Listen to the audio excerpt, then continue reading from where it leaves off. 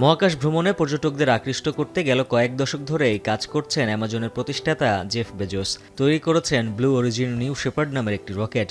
নানা সমালোচনা উৎক্ষেপণ প্রচেষ্টা ব্যর্থ হওয়ার পরও সবশেষ আলোর মুখ দেখেন 2021 সালে। সেবার নিজের রকেট যান নিউ শেপার্ডে করে মহাকাশে ছোটখাটো ভ্রমণ করে ফিরেন বিলিয়নিয়ার জেফ বেজোস। ক্রু ফ্লাইটে তার সঙ্গে ছিলেন ভাই মার্ক বেজোস, ওয়ালি ফ্রাঙ্ক এবং একজন শিক্ষার্থী। এবার কোনো পুরুষ নয়, একসঙ্গে মহাকাশ ভ্রমণে যাচ্ছেন 6 জন নারী সদস্য। তবে এতে সবচেয়ে বড় চমক, এদের মধ্যে রয়েছেন পপ তারকা কেটি পেরি ও বেজোসের বাগদত্তা লরেন্স সানচেজ। এছাড়া আরও থাকবেন সাংবাদিক গেল কিং, বিজ্ঞানী আইশেবো, গবেষক আমান্ডা নুয়েন ও চলচ্চিত্র প্রযোজক কেরিয়ান ফ্লিন।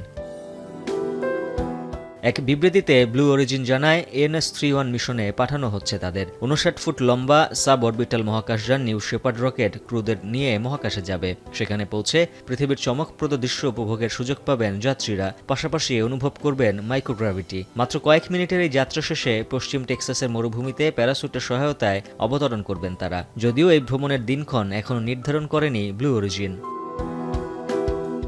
মহাকাশে 11তম মানুষবাহী ফ্লাইট হতে যাচ্ছে এবারের এই মিশন। সামগ্রিকভাবে এটি 31তম। সবশেষ 1963 সালে মহাকাশে একাই অভিযানে গিয়েছিলেন Soviet মহাকাশচারী Valentina Tereshkova.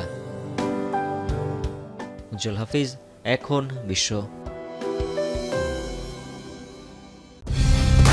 Colour expert, George sap এবং মাইল্ড অন হ্যান্ডস টেকনোলজি সমৃদ্ধ অরিক্স ক্রিস্টাল ওয়াশ আপনার লন্ড্রি এক্সপার্ট।